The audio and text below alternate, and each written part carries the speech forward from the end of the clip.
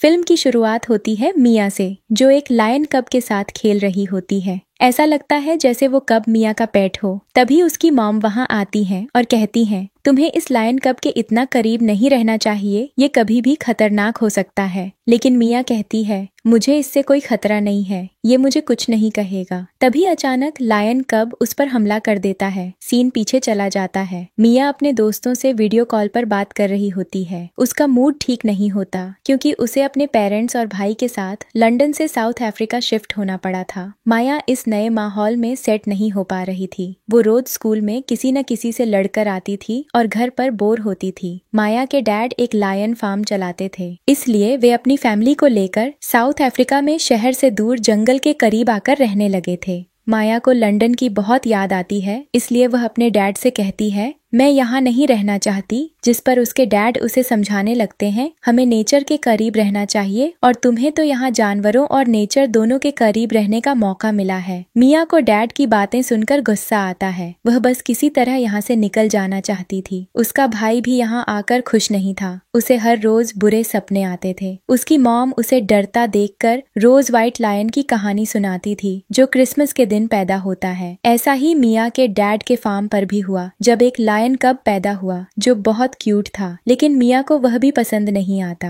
रात को माया का भाई सोने के लिए अपने बेड पर जाता है तो उसे डर लगने लगता है, इसलिए उसकी मॉम उसे अपने साथ लिटाकर कहानियां सुनाती है, जिससे वह शांत होकर सो जाता है। अगली सुबह माया के डैड उसके लिए एक लायन कब लेकर आते हैं ताकि मिया खुद को अकेला महसूस न करे। मिया लायन कब को देखती है तो उसे अच्छा नहीं लगता। वह कब को वहीं छोड़कर अपने रूम में चली जाती है। मिया एक दिन बैठी अपने दोस्त को याद कर रही थी जब व्हाइट लायन कब आता है जिसे भूख लगी थी, लेकिन मिया उसे लिफ्ट नहीं करवाती। उसका भाई उसे दूध पिलाता है क्योंकि उसे जानवरों से बहुत प्यार था। एक दिन मिया को खेलते देखकर लायन कब उसके पास आकर उसके साथ खेलने की कोशिश करता है, तो मिया उसे उठाकर अपने भाई के पास छोड़ आती है। रात को मिया का भाई लायन कब को फीडर से दूध पिलाते हुए सो जाता है, तो लायन कब मिया के रूम में चला जाता है और मिया को उसे बर्दाश्त करना पड़ता है। धीरे धीरे वक्त बीतने लगता है और मिया को कब पसंद आने लगता है। मिया की कब के साथ बहुत अच्छी दोस्ती हो गई थी, इसलिए वह हर वक्त उसे अपने साथ ही रखती थी। मिक और मिया ने कब का नाम चार्ली रखा था और उसे इसी नाम से बुलाते थे। मिया का ज्यादा वक्त मिक और कब के साथ खेलने में ही गुजरता था, जिस पर मिया के मॉम डैड बहुत खुश होते हैं क्योंकि मिया अब पहले की तरह उदास और अकेली नहीं रहती थी और आखिरकार उसका दिल अब लगने लगा था। मिया के लिए कब अब उसकी फैमिली से भी ज्यादा अहम था, इसलिए बाकी सब लोग उसे माया की वजह से इम्पोर्टेंस देने पर मजबूर थे। 3 साल में कीब पहले से काफी बड़ा हो गया था। मिया और कब की दोस्ती पहले से ज्यादा अच्छी हो गई थी। रात को मिक को सोते हुए अंधेरे से डर लगता था, तो मिया उसे शांत करने के लिए एक कहानी सुनाती थी, जिसे सुनकर मिक सो जाता था। ये देखकर मिया की माँ बहुत खुश होती है क्योंकि मिया अब पहले से बहुत बदल गई थी। वो अब सबका ख्याल रखने लगी थी। मिया की मॉम उसे कहती है, अब तुम अपने रूम में जाकर सो जाओ, सुबह स्कूल भी जाना है। मॉम की बात सुनकर कब को गुस्सा आ जाता है और वो गुस्से में टेबल पर चढ़कर उस पर रखी चीजें नीचे गिराने लगता है। कब नहीं चाहता था कि मिया उसे अकेला छोड़कर कहीं जाए। कब का रिएक्शन देखकर मिया की मॉम हंसने लगती है। अगले दिन मिया के डैड उसे घुमाने के लिए ले जाते हैं। मिया डैड के साथ बहुत एंजॉय करती है। फिर डैड उसे अपने फार्म हाउस ले जाते हैं, जहाँ जानवरों को देखकर मिया बहुत खुश होती है। डैड मिया को बताते हैं, जब मैं छोटा था तब अपने डैड के साथ यहाँ आया करता था। वापसी में मिया डैड से पूछती है, जब कब बड़ा हो जाएगा तो क्या आप उसे भी लायन फार्म में भेज देंगे। इस पर डैड कहते हैं, कब बड़ा होकर लायन बन जाएगा और हम किसी भी लायन को ऐसे घर में नहीं रख सकते क्योंकि वो कभी भी हमें नुकसान पहुंचा सकता है। डैड मिया को तसल्ली देते हुए कहते हैं, कब के बड़े होने में अभी बहुत समय है, इसलिए तुम्हें इसकी चिंता नहीं करनी चाहिए। मिया को फुटबॉल खेलना पसंद था और वो कॉम्पिटिशन्स में भी हिस्सा लेती थी। एक दिन जब मिया फुटबॉल खेलने शहर के स्टेडियम में जाती है, तो उसके जाते ही उसके डैड कब को पकड़कर एक पिंजरे में बंद कर देते हैं। कब हमेशा आजाद घूमता था, इसलिए अब उसे पिंजरे में रहना बिल्कुल अच्छा नहीं लग रहा था। कब को बाकी जानवरों के साथ रहने की आदत नहीं थी, इसलिए सब शेर उसे मारते हैं और वो किसी से मुकाबला भी नहीं कर पाता। मिया के जाने के बाद से कब ने खाना पीना छोड़ दिया था और हर वक्त मिया का इंतजार करता था। ये देखकर मिया के डैड बहुत परेशान हो जाते हैं। मिया मैच छोड़कर कोच को बिना बताए घर जाने के लिए निकल जाती है। उधर मिया की मॉम को जब कॉल पर पता चलता है कि मिया कोच को बिना बताए मैच छोड़कर चली गई है तो उन्हें मिया की चिंता होने लगती है। मॉम घर से बाहर जाती हैं तो उन्हें मिया नजर आती है जो कब के साथ खेल रही थी। मिया को देखकर उसकी मॉम शांत हो जाती हैं। कुछ समय बाद कब बड़ा होकर एक लायन बन जाता है, लेकिन मिया अभी भी उसे खुद से अलग करने के लिए तैयार नहीं थी। कब मिया के साथ ही घर में रहता था। वह पूरे घर में इधर उधर घूमता रहता था और डाइनिंग टेबल पर चढ़कर खाना भी खा लेता था। मिया के डैड जब ये सब देखते हैं तो उन्हें कब पर गुस्सा आता है और वो सोचते हैं कि अब उसे पिंजरे में बंद करने का समय आ गया है। उसी वक्त वहां माया भी आ जाती है जो कब को साथ लेकर अपने रूम में चली जाती है। घर के सब लोग अब लायन कब से डरने लगे थे, लेकिन मिया अभी भी उसे अपने साथ ही रखती थी। अगले दिन कुछ लोग मिया के डैड का लायन फार्म देखने के लिए आते हैं। कब उन सबको देखकर गुस्से में आ जाता है। वो गुस्से में एक बच्चे पर हमला कर देता है और उसे जख्मी कर देता है। ये देखकर सब लोग डर जाते हैं और खुद को बचाने के लिए इधर उधर भागने लगते हैं। अंदर माया को लोगों का शोर सुनाई देता है तो वो बाहर जाती है। मिया कब को शांत करती है और उसे पिंजरे में ले जाती है तो डैड उसका पिंजरा बंद कर देते हैं। डैड को मिया पर गुस्सा आता है क्योंकि इस वजह से उनका बिजनेस खराब हो रहा था। डैड मिया से कहते हैं अब हम कब को पिंजरे से बाहर नहीं निकालेंगे क्योंकि अगर अब वो बाहर आया तो फिर से किसी को नुकसान पहुंचा सकता है। मिया पर इन बातों का कोई असर नहीं होता, इसलिए वो गुस्से में अपने रूम में चली जाती है।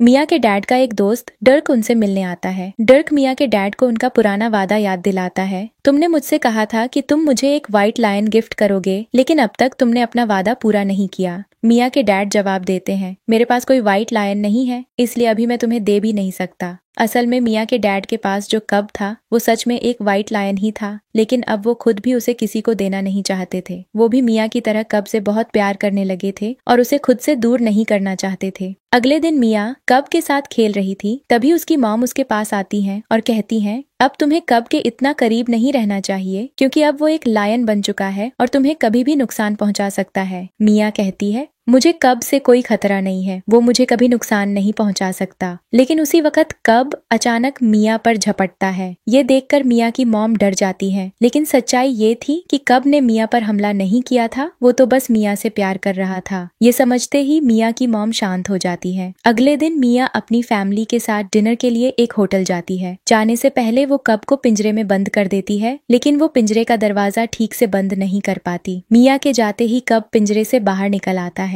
जब मिया डिनर के बाद अपनी फैमिली के साथ घर लौटती है तो देखती है कि कब अपने पिंजरे में नहीं है। ये देखकर सब डर जाते हैं। पहले तो मिया को अच्छी खासी डांट पड़ती है, फिर डैड कब को जंगल में ढूंढने निकलते हैं। कुछ ही देर में वो कब को ढूंढ लेते हैं। अगले दिन कब के साथ खेलते हुए मिया मिक को भी अपने पास बुला लेती है। मिक पहले तो कब के पास नहीं आता, लेकिन मिया के बार बार कहने पर उसे कब के पास आना पड़ता है। मिया की मॉम मिक को कब के करीब देखती है तो डर जाती है और जोर जोर से चिल्लाने लगती है। उन्हें डर था कि कब मिक पर हमला करके उसे जख्मी कर देगा। मॉम की चिल्लाने की आवाज सुनकर डैड भी वहां आ जाते हैं, जिनके हाथ में उनकी गन होती है। मॉम को चिल्लाते देखकर कब को भी गुस्सा आ जाता है और वो गुस्से में मिक को धक्का देकर गिरा देता है।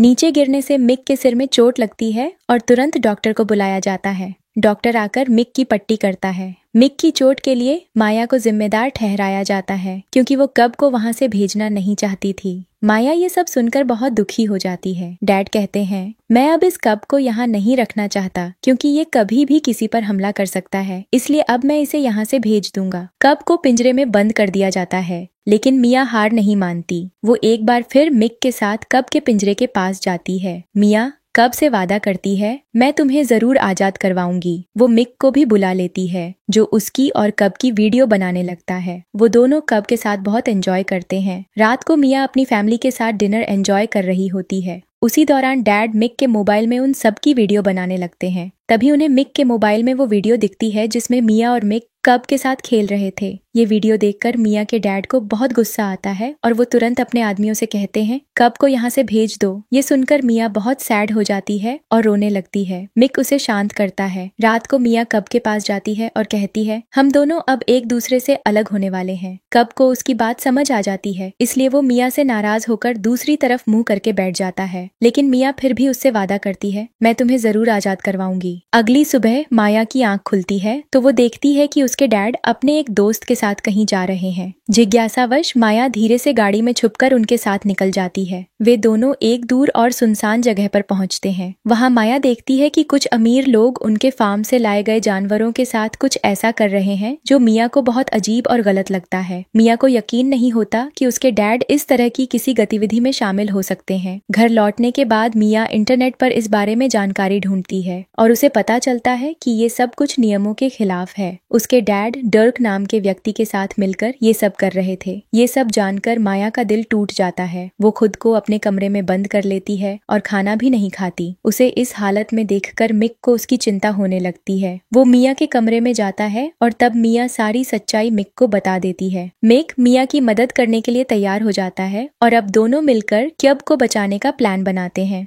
माया अपने बैग में कब के लिए खाना और जरूरी सामान रखती है। मिक उसे रास्ता समझाता है और कुछ पैसे भी देता है। माया किसी तरह चुपके से चाबी ढूंढकर अपने डैड के फार्म तक पहुंचती है। वहां जाकर वह धीरे धीरे सारे जानवरों के पिंजरे खोल देती है ताकि वे आजाद हो सकें। फिर वह कब को लेकर वहां से निकल जाती है। अगली सुबह माया की मॉम देखती है कि फार्म के सारे जानवर खुले में घूम रहे हैं। परेशान होकर मिया के मॉम और डैड तुरंत सीसीटीवी फुटेज चेक करते हैं और तब उन्हें पता चलता है कि ये सब मिया ने किया है। उन्हें यह भी समझ आता है कि मिया अब खुद भी कब को लेकर कहीं चली गई है। ये देखकर मिया के डैड को बहुत गुस्सा आता है। वो सारे जानवरों को दोबारा सुरक्षित इंक्लोजर में रखवाते हैं और फिर माया को ढूंढने निकल पड़ते हैं, यह सोचकर कि उसे रोका जाना चाहिए इससे पहले कि हालात और बिगड़े। दूसरी तरफ माया कब के साथ जंगल से गुजरती हुई आगे बढ़ रही थी। वो कब को उस जगह ले जाना चाहती थी जो सरकार ने जानवरों की सुरक्षा के लिए बनाई थी। उसी समय माया के डैड भी वहां पहुंच जाते हैं। उन्हें मिया और कब एक तालाब के पास दिखाई देते हैं। वो कब को शूट करने के लिए अपनी गन निकालने ही वाले होते हैं, लेकिन उससे पहले ही मिया उनकी गन उठा चुकी थी। मिया कहती है मैं जान चुकी हूँ कि आप अपने फायदे के लिए इन मासूम जानवरों को शिकारी लोगों को बेचते हैं। इस पर डैड उसे समझाने की कोशिश करते हैं यहाँ सब ऐसे ही चलता है। डैड मिया से गन वापस मांगते हैं लेकिन मिया गन वापस नहीं करती क्योंकि उसे पता था कि अगर उसने गन दे दी तो उसके डैड कब को जिंदा नहीं छोड़ेंगे। मिया गन वापस करने के बजाय अपने डैड के पैर में गोली मार देती है जिससे वो गिर जाते हैं। फिर मिया अपने घर वालों को कॉल करके उनके डैड की लोकेशन बताती है और कब को लेकर कार में बैठकर वहां से निकल जाती है।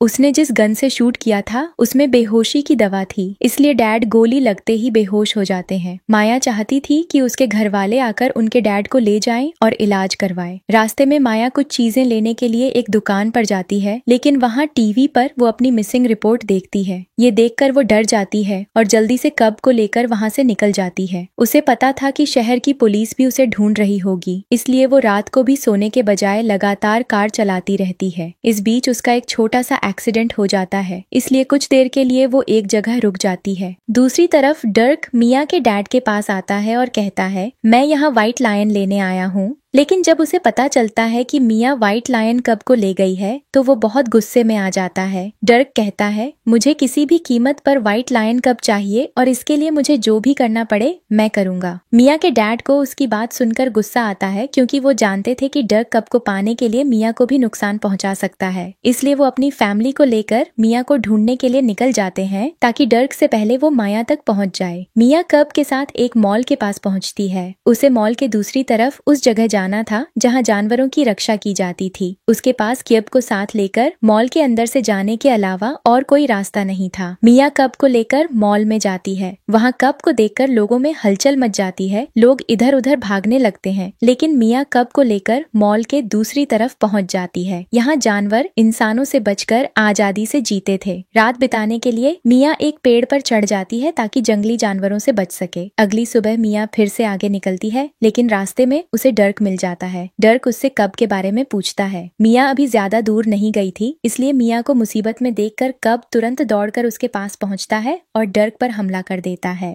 यह देखकर डर्क और उसका साथी डर जाते हैं, लेकिन कब उन्हें कोई नुकसान नहीं पहुंचाता। मिया जल्दी से कब को लेकर वहां से निकल जाती है। कुछ देर बाद मिया के डैड भी डर्क के पास पहुंचते हैं और उससे पूछते हैं तो डर्क बताता है कि कब ने उस पर हमला किया और मिया उसे लेकर भाग गई। डर्क की बात सुनकर मिया के डैड, मिया की मॉम और मिक को साथ लेकर एक बार फिर मिया को ढूंढने निकल जाते हैं। मिक अपने मॉम डैड को परेशान देखकर उन्हें बता देता है कि मिया कब को लेकर टिम्बावाती गेम रिजर्व में गई है, जहां लायंस की पूजा की जाती है और उन्हें सुरक्षित रखा जाता है। मिक से ये सब जानने के बाद माया के डैड पुलिस को लेकर टिम्बावाती गेम रिजर्व की तरफ निकल जाते हैं। दूसरी तरफ मिया कब के साथ टिम्बावाती गेम रिजर्व के करीब पहुंच चुकी थी। मिया बहुत थक चुकी थी, इसलिए वो कब से कहती है अब तुम अकेले ही आगे बढ़ो। ये सुनकर कब दुखी हो जाता है, उसकी आंखों में आंसू आ जाते हैं। वो मिया को देखकर रिजर्व की तरफ बढ़ जाता है, लेकिन तभी वहां माया के डैड पुलिस के साथ पहुंच जाते हैं। वो लोग कब को निशाना बनाने की कोशिश करते हैं क्योंकि कब अब तक रिजर्व के अंदर नहीं गया था, लेकिन कब को देखकर मिया के डैड उसके सामने आ जाते हैं, जिससे पुलिस कब को निशाना नहीं बना पाती।